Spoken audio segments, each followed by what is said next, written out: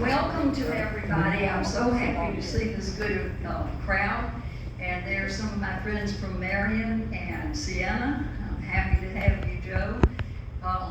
And I don't know who else is from outside in one of those areas, Marion or Sienna. Raise your hand if you are. Okay. Well, welcome to all of you. And I think we've got a very interesting forum for you.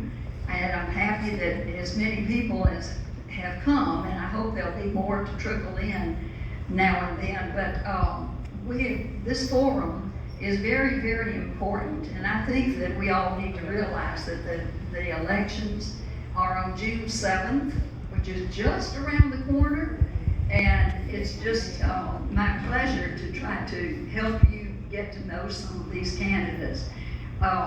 We are very privileged that they would take the time out of their schedule to come and to be with us, and we look forward to hearing their campaign. And I'll introduce them a little bit later, but I also want you to know that anybody who is here who is not a member of the current events club that we formed is welcome to join. It's for everyone. It's not any particular party. It's for everyone, and we try to get interesting subjects and topics that wouldn't be interesting to anybody. We've had people from our Senate districts come and talk to us. We've had people from Madison County who are economic developers, and we've had people from all various kinds. We've even had a Cuban person to come, and he was a former member of the Cubans.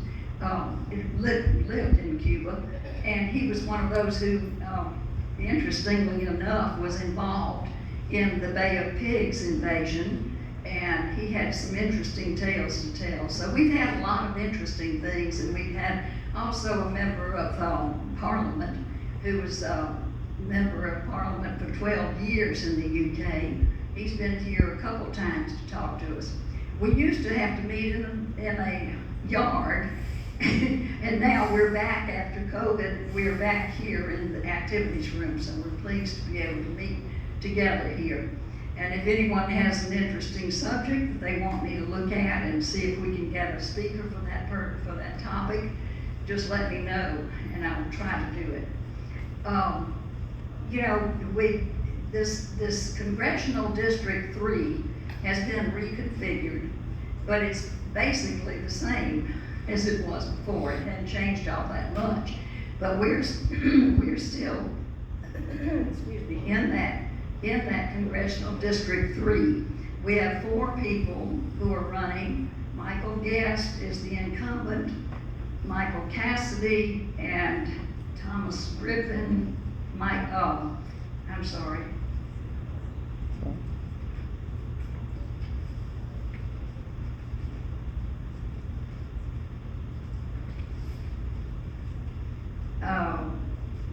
Where is his name? Help me out. It's me, Griffin, and Guest. Those are the 3 Republicans, and then Mr. Young. Well, there is another one, but he didn't respond to my invitation to come. Mr. Griffin? Griffin. Yeah. Has he pulled out? Not to my knowledge. Okay. Well, anyway, there are basically 3, and Shawaski Young is also running for this District 3 post. So, we're just privileged to hear what they have to say about why they want to be here, why they want to win this post. And Michael Guest could not make it. I did talk to his staff person, and she told me that he was already obliged to do something else today, so he could not make it. I do want you to know that I asked her for him to come up with a date that we could maybe possibly even work our forum around to the date that would be convenient for him, and he had no suggestions for that. So we are going ahead with our forum, and we're going with the 2 gentlemen who have agreed to be with us, and I'm very thankful that you could be here. Now, I'm going to leave it up to Shawaski and Michael to decide who goes first, because, Cassidy might go before Young, but If you prefer it another way, let me know. Who wants to be first? I'll defer to thee, Joe. All right. Michael was born in Annapolis, Maryland. He served in the U.S. Navy. He has a BS from Virginia Tech, and then he went to Harvard and got a graduate degree. He is a maintenance test pilot at this point, and we're very happy he's in Meridian, and we're very happy to hear from him. I want to hear about the Navy FA-18 in particular, so I'm happy that to have you, Michael. Thank you very much. All right, my name is Michael Cassidy, and thank you for letting me come here today and speak with y'all.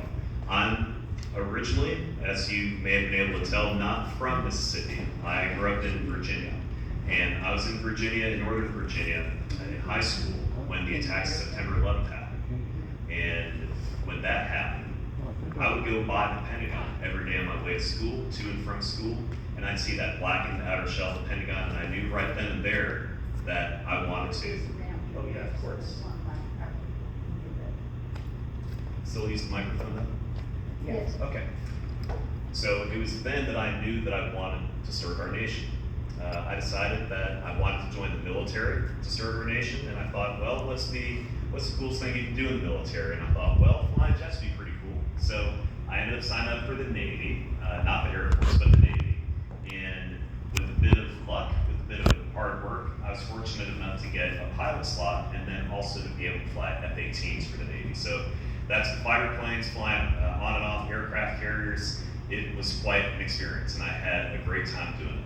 And so I did that out in Virginia Beach for a while, and then the Navy decided to send me to Mississippi. We've got a Naval Air Station in Meridian, and to be an instructor pilot. So I was an instructor pilot, active duty, until 2020.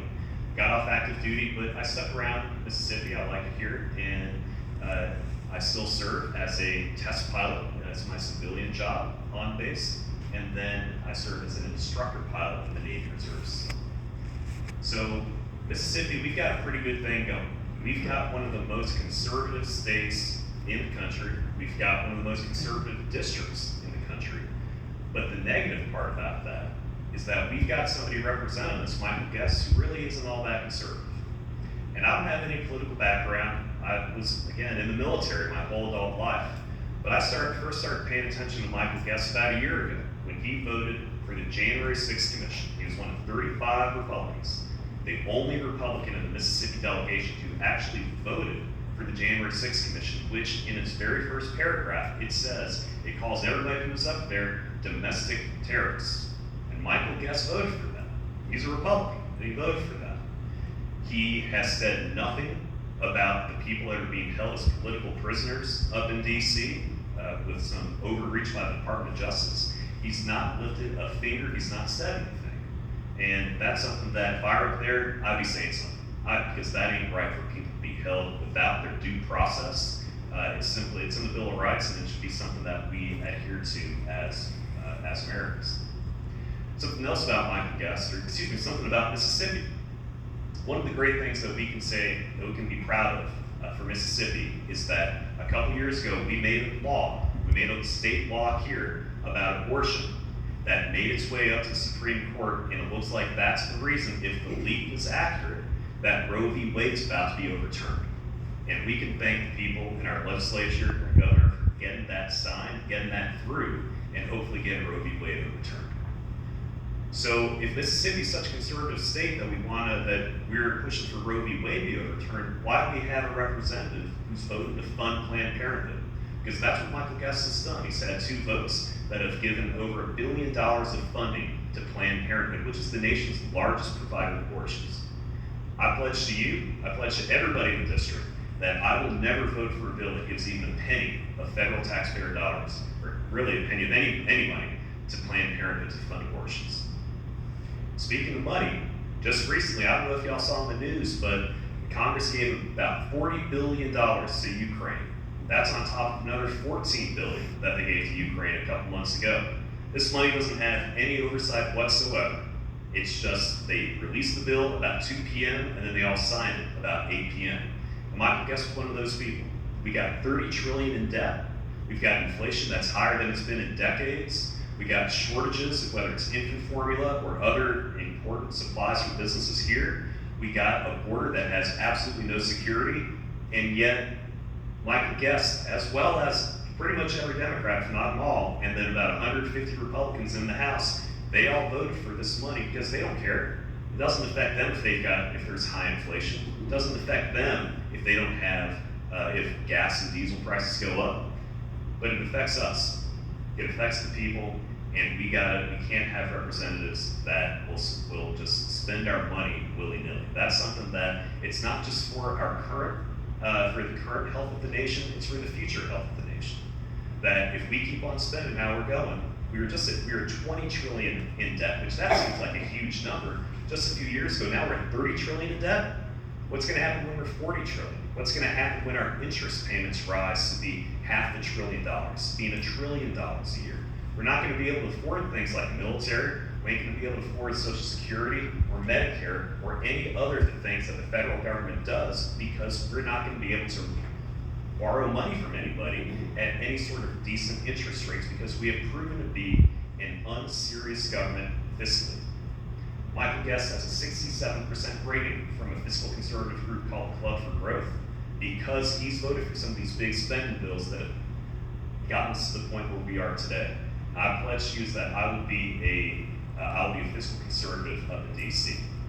Another pledge that I've made is I've made a pledge to support an amendment called a term limits amendment, that I think, just like about 85% of Americans, that Congress people, just like the president, need to have some kind of term limit on them, or else they just get elected over and over and over again. They stop paying attention to the needs of the district, and they start becoming more in the swamp. So I've pledged to support an amendment that I will co-sponsor and then vote on to help hopefully get a limit to politicians just going up to DC and then spending their whole lives up there.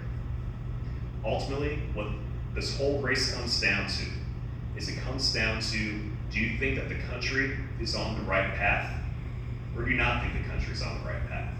If you think that our nation and that our elected leaders, if you think that they're doing a good job, well, maybe, I don't know why I'm doing this, but I'll say Michael Guest might be the right person for you to vote for.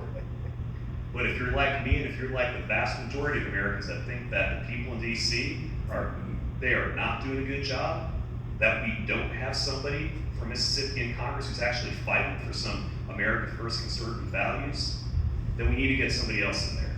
And I want to be that candidate. So we've got the election coming up June 7th. We got 13 days until the election. We do have the ability, and I've actually already voted. I voted absentee. If you are going to be out of your county, if you're going to be busy with work, if you're over 65, then you can go to your clerk, to the county clerk, and you can go and you can get a ballot and you can fill it out. So if you think you might be busy on Tuesday, June 7th, you can go ahead and you can go ahead and vote. Some of you may have already voted, but definitely don't forget to come out there on Tuesday if you haven't voted by then. Also, we can't do this by ourselves. I got my campaign manager, Nathan. He's been a huge help with getting our word out, getting the name out. But we need people to talk to your friends and your family about it. Name recognition is our biggest obstacle, simply because I don't have any political background. Most people would say that's a good thing, but when it comes to running for office, when you're going against an incumbent, it's not the best thing. So talking to your friends and family that you know are voters in the district, that's huge. Also, if you know people that would want to volunteer for the campaign, whether it's knocking on doors, also making phone calls. I hate asking this, but truly financial contributions they don't go to me, they don't go to my bank account. They go to getting our message out. They go to getting the message out over the radio, over TV. Some of y'all may have heard or seen my TV and radio ads.